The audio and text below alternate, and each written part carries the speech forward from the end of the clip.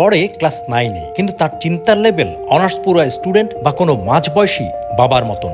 সে কিভাবে কি করছে? যেই প্রোডাক্টটা 2200-2300 টাকায় সেল হচ্ছে সেগুলো আমি অবশ্যই 350 থেকে 500 টাকায় আমি বানাতে পারবো। ওই চিন্তা ভাবনা থেকেই, যে যেহেতু আমার ফ্যাশনের প্রতি একটা টান আছে, তো সেই চিন্তা ভাবনা থেকে আসলে আমার এই বিজনেসটা শুরু করার। ক্লোথিং ব্র্যান্ড আছে আমার একটি, এবং পাশাপাশি আমি টেকনোলজি রিলেটেড অনেক কাজ পারি। তো ওয়েবসাইটে আমি মূলত ফ্রন্টেড এসইওর একটা কাজ করছি বর্তমানে। আমার বিজনেসটা শুরু হয় হলো 2024 সালে জানুয়ারিতে। তখন আমি মাত্র ক্লাস 7-এ পড়তাম। 24 সালে জানুয়ারিতে আর কি আমি আমার বিজনেসটা শুরু করি। লিমিটেড কিছু ব্র্যান্ডের শোরুমে আমি দেখতাম যে ইউরোপিয়ান প্যাটার্ন বা ইউনিক প্রোডাক্ট আছে। বেশিরভাগগুলোতে একই প্রোডাক্ট লাস্ট 2-3 বছর 5 বছর ধরে একই জিনিস চলছে। তো যেগুলো আমরা আর কি টিভিতে বা সিনেমা বা কোনো হলিউড মুভিতে দেখি যে different type product, European pattern product, ওগুলো আসলে বাংলাদেশে পাওয়াটা খুব টাফ। আর যদি কোনো জায়গায় পাইও, সেটা আসলে প্রাইসটা খুবই বেশি হয় এবং সেটি অনেক বড় কোনো শোরুম ছাড়া সেটা পাওয়া যায় না। 5+ স্টার রেটিং প্রাপ্ত দেশের সর্বোচ্চ বিদ্যুৎ সাশ্রয়ী ও ইকো ফ্রেন্ডলি ওয়ালটন এসি।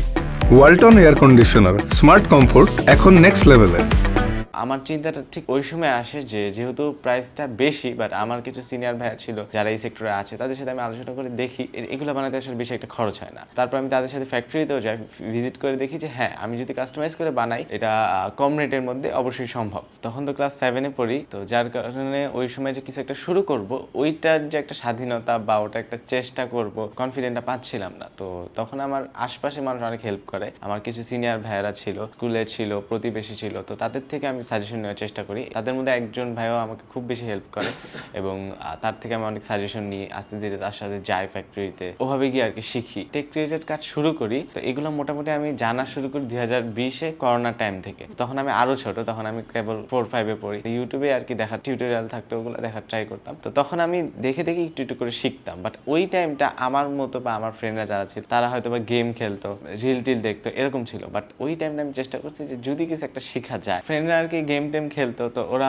আমাকেও বলতো যে হ্যাঁ গেমে আয়, এগুলো কি করো, দরকার নাই। বাট আমি মনে করছি যে না, টাইমটা যতটুকু 2-3 ঘন্টা দিনে যতটুকু আমি টেক রিলেটেড বা মোবাইল কম্পিউটার এগুলো পিছিয়ে দিই, তো ওই 2-3 ঘন্টাই যেন আমি শেখার পিছিয়ে দিই। কারণ এই শেখাটা আমার এখন প্লাস ফিউচারে দুই সময় কাজে লাগবে। বাট আমি যদি গেম খেলি, এটা আমার কিছুক্ষণ আনন্দ পাবো, বাট এটা কিন্তু আমার কাজে লাগবে না। প্রতি বছর ঈদে আর কি সালামি পেতাম, তো সেগুলো জমাতাম। পাশাপাশি আমার স্কুলে গেলে বাবা মা টাকা দিত, সেখান থেকে আমি সেভিংস করতাম। তো দেখা যায় যে এই সেভিংসের টাকাগুলো একসময় ভালো একটা অ্যামাউন্ট আসে, ওই টাকাগুলো জমায়, ওগুলো আমি বিজনেসের প্রতি খরচ করতাম। তো শুরুতে অল্প অল্প করে শুরু করি, তারপর সেখান থেকে যে লাভটা হয় সেখান থেকে আরো বড় করি, সেখান থেকে আরো প্রোডাক্ট আনি, দেন এভাবে সেল করতাম। তো ফ্যাক্টরিতে যখন যাই, তো আমি আগেই বুঝতে পারছি যে আমি যদি বলি বিজনেস করি, তাহলে তারা সেরকম গুরুত্ব দিবে না। তো যার কারণে কি হয় যে ওই ভাই গিয়ে বলে যে এটা আমার বিজনেস, বাট ওকে আমি আপাতত রাখছি, ও আর কি দেখাশোনা করতেছে, তো আপনি ওকে জিনিসগুলো বুঝাই দেন। বাট তাও ফ্যাক্টরি মালিকরা কোনো একভাবে বুঝে যেত যে না, এটা ওরই বিজনেস। এটা যখন বুঝতো, বুঝার পর দেখা যেত যে যখন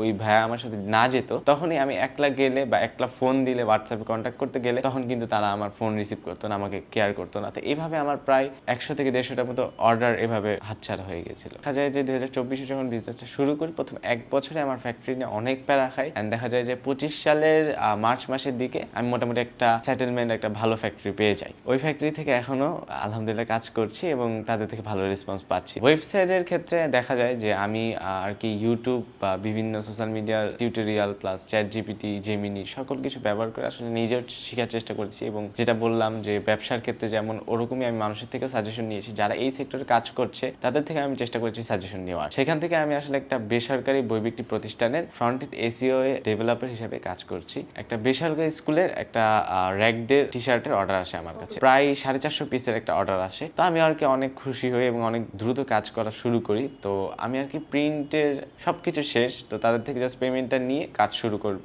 এমন টাইমে দেখা যায় কি আমি ফ্যাক্টরিকে ফোন দিচ্ছি, তারা ফোন রিসিভ করছে না। আমি ফ্যাক্টরিকে ফোন দিতেই আছি, আমি তাদের ফ্যাক্টরিতে গিয়েছি। যাওয়ার পর তাদের ফ্যাক্টরির বাহিরে যে দারোয়ান, তার সাথে দেখা হয় এবং সে আমাকে বলে তারা তো লাঞ্চ করতে গেছে, আপনি 1 ঘন্টা পর আসেন। আমি 1 ঘন্টা সেখানে অপেক্ষা করি এবং 1 ঘন্টা পরও তাদের কারো আমি দেখা পাইনি। এরপর তাদের ফোন দিতেই থাকি।